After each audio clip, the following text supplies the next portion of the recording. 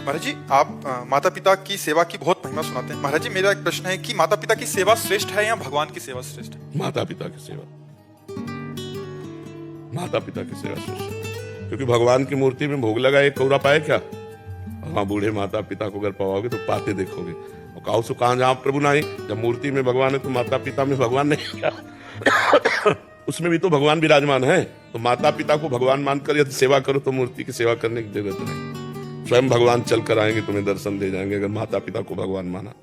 मूर्ति सेवा से भी श्रेष्ठ है अपने माता पिता को भगवान मानकर उनकी सेवा करना। मूर्ति तुम्हारी निंदा नहीं करेगी, मूर्ति तुम्हें गाली नहीं देगी, वो गाली भी देंगे तो आप फिर करो सेवा। वो तुम्हारी निंदा कर रहे हैं, तुम्हें गाली दे रहे हैं, तुम्हें दबका रहे हैं, तब भी तुम उनकी सेवा करो। तो माता पिता की सेवा श्रेष्ठ है। महाराज, यदि जीवन में माता पिता ही नहीं है, हाँ, तो किसी भगवान से प्रार्थना करो कि किसी ऐसे अपाहिज बूढ़े की सेवा का मुझे अवसर मिले जिसमें मैं भगवान की भावना करके सेवा कर सकूं, किसी की सोच फेंक सकूं, किसी के गंदे कपड़े धो करके अच्छे कपड़े पहनाऊं उसे, वो भूखा है तो अपना भोजन देकर उसको पेट भर दूं। कभी ऐसा अवसर मिल जाए भगवान मुझे सेवा का, तो भगवान दे देंगे सेवा का अवसर। भगवान की सेवा से भी बढ़कर है जन समाज की सेवा, माता पिता की सेवा, असमर्थ की सेवा। समझ पा रहे हो आप?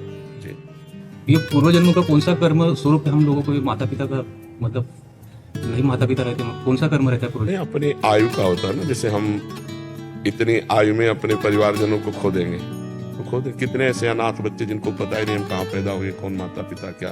तो ये हमारे कर्मों का सब फल होता है। कैसे कैसे हमारे कर्म हुए, कैसे कैसे हमारे आचरण हुए जिनका हमें फल प्राप्त होता है। माता पिता का सानिध्य बड़े भाग्य से मिलता है, और वो भी सही माता पिता। नहीं, ऐसे भी माता पिता हैं जो अपने बच्चों का शोषण कर रहे हैं। तो अगर सच्चे माता पिता जो माता पिता के लक्षणों से मिल जाए, हम उनकी सेवा करें, ये तो भगवान की कृपा से होता है। अब कर्मों का इतना बड़ा जाल कि किस कर्म के लक्षण से कितनी अल्पायु उनकी हुई, हमारी अल्पायु का संयोग कितना उनसे हुआ, ये तो ब्रह्मा जाने।